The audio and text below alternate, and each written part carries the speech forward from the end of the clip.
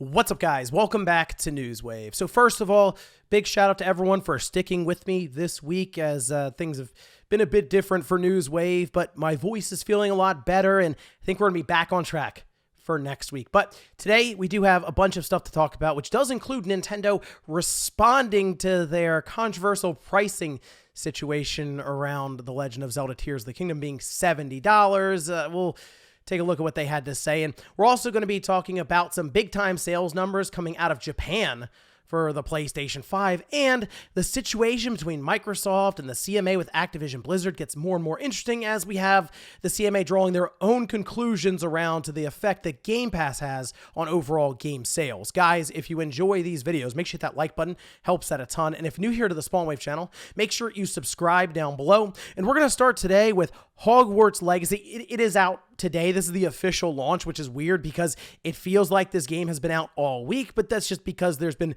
so much talk on social media around this game. It's quickly gone on to break all kinds of records, for example, on Twitch with over 1.3 million viewers at one time. But it does also look like Sony is preparing an accessory that is themed around the Hogwarts universe, or Hogwarts Legacy universe, which you can see here. This posted up over on Push Square. Sony did have this posted up on their PlayStation blog as well. But you can see, yes, there is a Hogwarts Legacy controller. It is launching specifically in the UK and the US, so it is exclusive to those regions. It is going up for pre-order actually starting today. And that will be 10 a.m. Pacific time, 1 p.m. Eastern. I didn't see anything about pricing, although I have a feeling this controller is going to sell out very, very quickly if the game sales or anything to go by there. But I think it's a very minimalistic kind of look, right? All black controller with kind of the gold etchings and the Hogwarts castle right there in the middle. And from what I can tell, this is something that's going to be incredibly limited based on some of the wording here. So you're going to most likely want to make yourself available when it goes live. It will be releasing later on this month, February 28th. Also, we did have Sega release their recent Q3 financial report, and in there, they did talk about some of their sales numbers, with one game being Sonic Frontiers. And to be honest, I was very curious to see how this game was going to do overall in that quarter, since it launched in just really the second week, basically, of November. It was the day before God of War, right? So it had 2/3 of November and then all of December to sell for these numbers, which we can see here posted up in their investors briefing on page 14. They say strong titles in Q3. Sonic Frontiers, over 2.9 million units. Again, this is as of December 2022. So I think we can all assume that Sonic Frontiers has eclipsed the 3 million mark for sales. That feels pretty good for a 3D Sonic game. Not really sure how well Sonic Forces sold. I don't think they gave us any definitive numbers, but they said that they were satisfied with the strong sales of Sonic Forces. So I'm thinking that game probably 4 to 5 million, somewhere in there. So Sonic Frontiers, based on the roadmap they have now for content to go along with this, I think it's going to do some pretty big numbers even for this year coming up. And I believe we'll eventually eclipse that 5 million mark. Also, they did talk about Persona 5 Royal, the remastered version that came out, as they say here, October 21st, 1.3 million copies sold. Wow, Persona 5 is an absolute juggernaut for Sega and Atlas. But hey, looking pretty good for Sonic Frontiers in its first 2 months or so of sales. Oh, and if you've been wondering what happened to AEW Fight Forever, well, it does appear they are getting closer and closer to a release date announcement. Some rumors are saying that IGN FanFest, which is next week actually, could have the release date present, and we're seeing this. The ESRB rating is now live, with AEW Fight Forever getting a T for teen rating, which there were some rumors, bit of speculation that it might have been borderline, like it actually might have been very, very close to a mature rating, and that's kind of what held them up a bit. But no, they did get that teen rating, which is pretty important for wrestling titles overall, just to appeal to the general audience. When you go to mature, it gets a little harder. Well, it should be a little harder to sell these games to younger kids, but hey, if my time at game stores have taught me anything, the parents, they just whatever. This will be the game they need. It doesn't matter. Grand Theft Auto, no problem. But hey, AEW Fight Forever, expect to hear some news about this game in the next week or so. And I'm thinking this game will be out in the next couple of months, actually. And guys, with some of the quick news out of the way, let's get into the bigger stuff. Let's start right away with Nintendo responding to the situation around The Legend of Zelda Tears of the Kingdom, which comes back to the pricing. It's something nobody really expected to happen. I think most of us were going towards its release date expecting to put down $60 for the title. Although I'm sure many of us were looking at the collector's edition that would obviously get announced, and then most likely that OLED Switch system, which we have a bit of an update on that situation as well. But first, let's start with the pricing for The Legend of Zelda Tears of the Kingdom, coming in at $70, and what Nintendo had to say. This with Game Informer, as they did get the response, where they say, we determine the suggested retail price for any Nintendo product on a case-by-case basis. Now, they then asked, is this a trend for Nintendo titles going forward? Nintendo responds, no, we determine the suggested retail price for any Nintendo product on a case-by-case basis. So, no, it's not going to be a quote-unquote trend for Nintendo titles going forward. And I think that's something we already know because Pikmin 4 is a $60 title. I mean, look at Metroid Prime Remaster. That's immediately become one of the best looking games on the Switch, even though it's a GameCube game, which, hey, you need the good titles, the good looking titles. You go back to the GOAT generation with the GameCube, right? It's 64 talk. But they're playing around with the pricing now. I mentioned they were going to test the $70 price point at some time. I'm still surprised it was with a Switch title. I figure, hey, you make the move up easily going to next gen because you can do things like put 4K next to it and all these extra bells and whistles. And I think that's the part that I'm seeing people get caught up on the most right now is if you're going to make the jump by $10, you would do it like Microsoft and Sony did, where they talked basically about visuals being the biggest determining factor here, because the PS4 version of Ragnarok is $60, but the PS5 version is $70. The PS5 version does look and play, in terms of frame rate and all this and visuals, better than the PS4 version. Therefore, okay, $10 more. But we do know that Nintendo is very cost conscious across the board, whether it's the systems that they put together or the games that they develop. They are looking for the most amount of profit possible, as you expect from a corporation. The only thing with Nintendo is they try to do it basically with everything. Like, you might be a company that manufactures consoles and you expect to lose money on the system but make it up on the software. Nintendo wants to make money on the hardware and also the software. So looking at Tears of the Kingdom, I think this is going to be one of the most expensive games Nintendo has ever made. Just flat out. Just look at the development time, the talent behind it, the number of developers that I'm sure are working to get this game out there. It's going to be very interesting when this game comes out, because I do also see this as raising the expectations, raising the bar for this game now, because Nintendo clearly looks at it as it being a $70 title, a more premium game than the first Breath of the Wild, than basically any other large Switch title that's released. The other aspect here is, yes, the page for Tears of the Kingdom does describe a file size above 18 gigabytes, which means to make it physical, they would put it on something larger than a 16 gigabyte cartridge, which most likely puts them in the 32 gigabyte cartridge territory.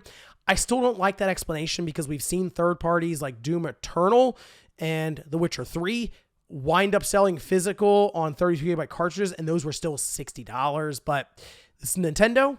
They have these intellectual properties they believe are the most valuable in gaming. So why basically in their mind sell it at a discount at $60? They want the full amount. I guess from here, my question is, because it's still kind of vague the way that they explained it, which they didn't even tell us really why, but a case-by-case basis. What do you think will be the next $70 game? Would it be a big 3D Mario game? Would it be Metroid Prime 4? My money right now is on a game that's going to end up on the next system. So yes, that could be Metroid Prime 4 as a cross-gen title.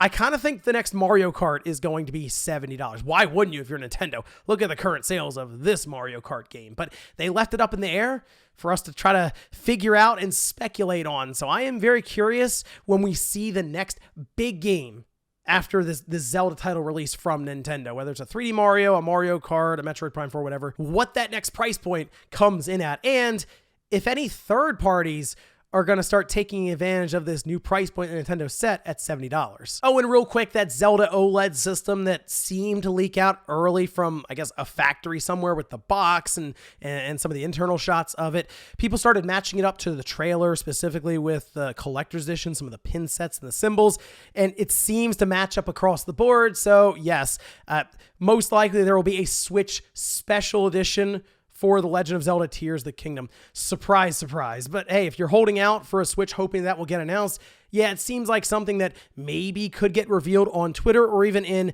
a Tears of the Kingdom specific direct. We'll just have to keep our eyes out. Next up, let's talk about the CMA, Xbox, and Activision Blizzard. We know this deal has hit every single roadblock possible, it seems, at this time. But now we are starting to get more and more information from the CMA and kind of their arguments and what they're looking for Microsoft to essentially give up to make this deal go through. And part of that is Call of Duty in general just being sold off, which I saw some people joke about them selling it off to Nintendo, and that'd actually be kind of funny just to see what that world would look like. But the CMA, as they provided their arguments, they had an interesting note in there that had a lot of people talking online. We can see this over on page 58 of the provisional findings report that was released. We can see 5.64. Microsoft internal documents recognize that adding titles to Game Pass would lead to cannibalization of buy-to-play sales. Then they actually quote a couple of different documents as well as an email exchange, a lot of this being redacted or pointed to in other reports.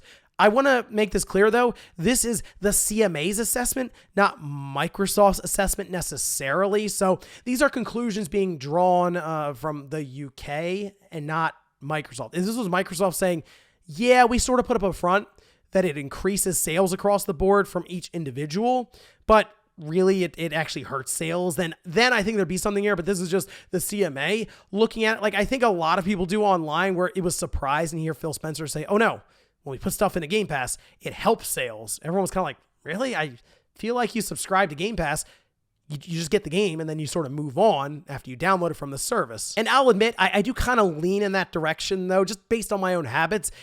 Because like when Redfall comes out, I'm just going to download the game. And if I do buy it, it'll be down the road physically when it's maybe $20 or less just on Amazon one night. So it's interesting to see the CMA kind of bring up that as part of this very lengthy document when it comes to Game Pass.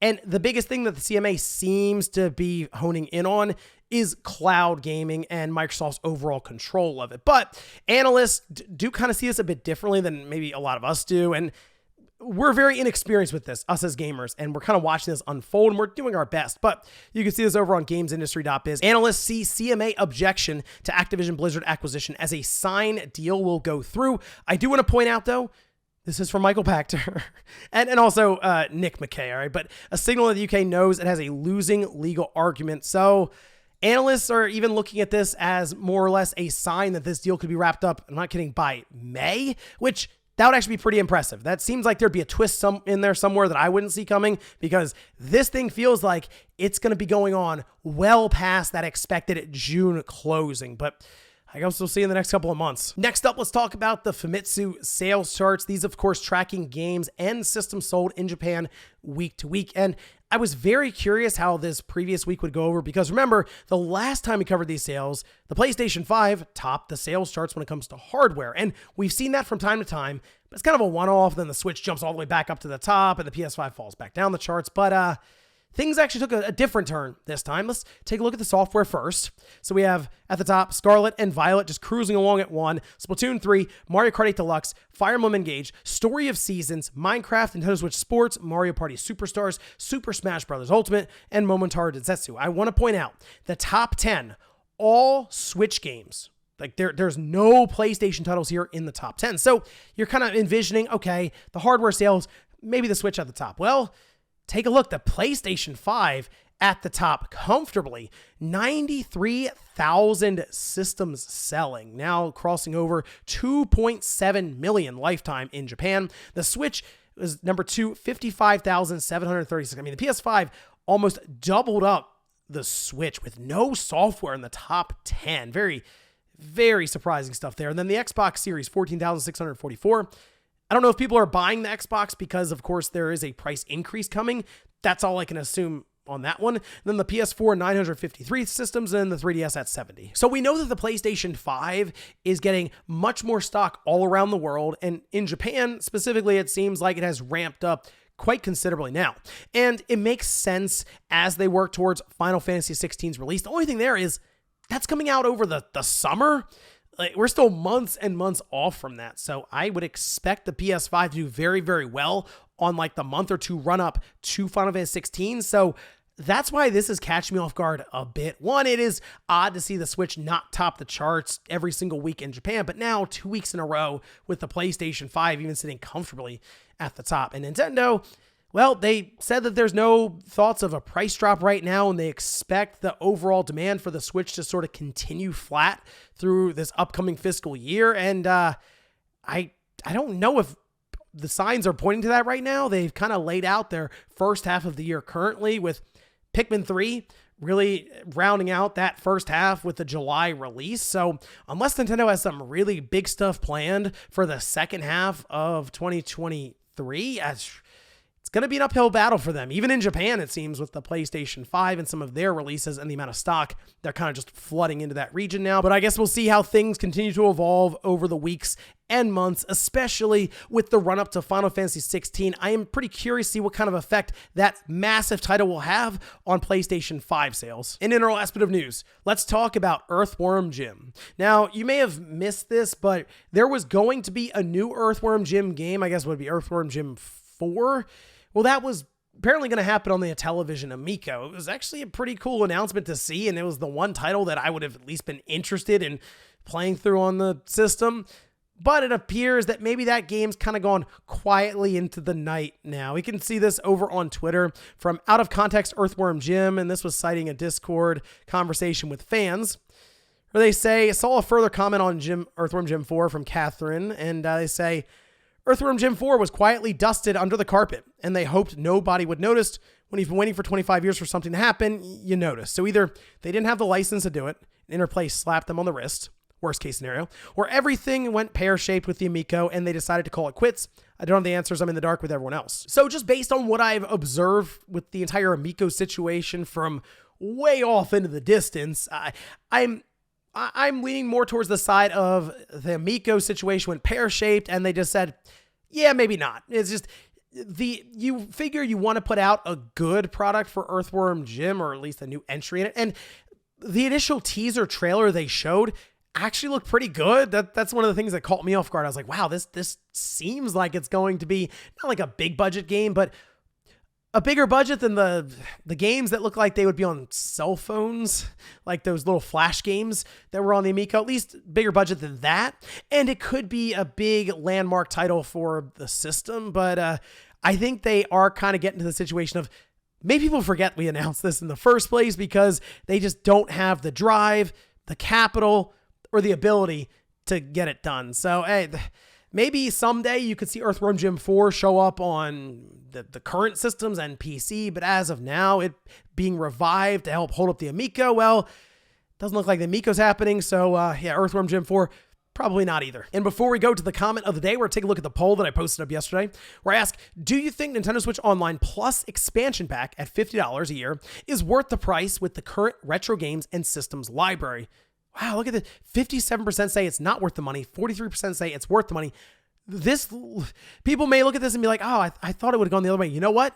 This isn't bad, because I remember running this poll a while ago, maybe 4 or 5 months ago, and it was like 80% no, 20% yes. So people are turning around on this, and I think seeing Game Boy and Game Boy Advanced in the mix also working into that. And I will say, it is tough to look at the lineup of games they have now and not go, this might be worth $50 a year between the Nintendo, Super Nintendo, Genesis, Game Boy Color, Game Boy Advance, Nintendo 64, and the potential for, I'm going to say, some pretty big titles showing up on the Game Boy. It's becoming more and more compelling at that price point. And then you add in the fact that you have some of the DLC, like with Mario Kart, and I don't know, it seems like Nintendo knew they weren't going to build out this big online infrastructure full of features. So they'll build out the game content, which I think I'm going to do a video on this situation over the weekend, because I believe with their most recent release of systems, Game Boy and Game Boy Advance, there's a ton of potential for Nintendo to do some things that we didn't think was possible. So keep an eye out for that video. And we'll finish up with the comment of the day, as you're seeing here.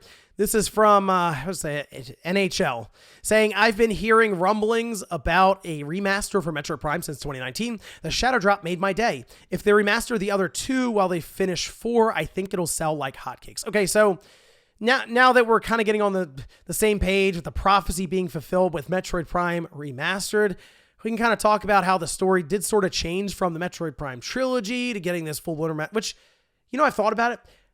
I think I'm okay with the remaster over the full trilogy, even though you get more titles.